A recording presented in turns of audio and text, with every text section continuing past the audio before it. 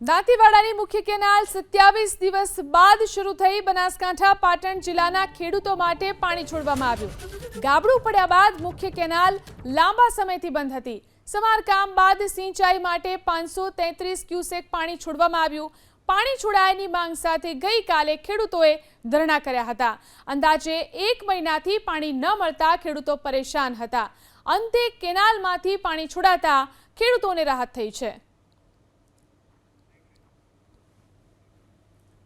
દાંતીવાડાની મુખ્ય કેનાલ 27 દિવસ બાદ શરૂ થઈ બનાસકાંઠા પાટણ જિલ્લાના ખેડૂતો માટે પાણી છોડવામાં આવ્યું। ગાબડું પડ્યા બાદ મુખ્ય કેનાલ લાંબા સમયથી બંધ હતી।